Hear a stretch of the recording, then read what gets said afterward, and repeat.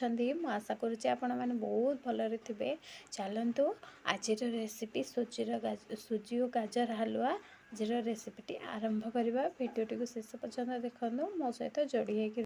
सुजी भजा हो जाए तेल भी बसी तेल टे फुटीगला गाजर भी गजा हो तेल फुटीगला से फुटण दिगला कंचा लंका भृषंग पत्र तापर टिके ताती थी तेल देले से चटचट चटचट चटचट हो फुटो जमी भृषंग पत्र देकी तापर टिके ହେଲା ପରେ गाजर तक टिके आम देकी भाजी दबा।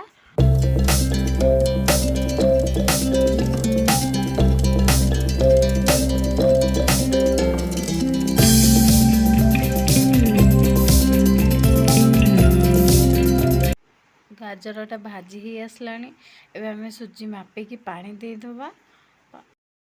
स्वाद अनुसार लुण एवं हलदी पकईकि पानी टे फुटवा पर्यंत छाड़देवा। चीनी अल्प चीनी स्वाद अनुसार टिके पकेबा कहीं टिके मीठा लगे भल लगे। पानीटा फुटी आसलानी आम ए सुजी भाजिकी रखिथिबा सुजी को से अल्प अल्प अल्प अल्प करके पकेबा कहीं सब तक एकाठी पकईदेले बिंडा हो। तब आम सुजी पकई सारापर टिके घाटी दबा। हलुआ हो आसला बेलू 2 चामच तेल देदेले हलुआटा पूरा झंझणिया होगी बढ़िया खाइबा को भी भल लगे। से पछरे आम 2 चामच तेल देदबा तापर गोलैकी टिके समय घोड़े रखिदबा। रेडी हो गला आमर सुजी गाजर हलवा। वीडियोटी को लाइक शेयर एंड सब्सक्राइब करने को जमार भी भूलिए।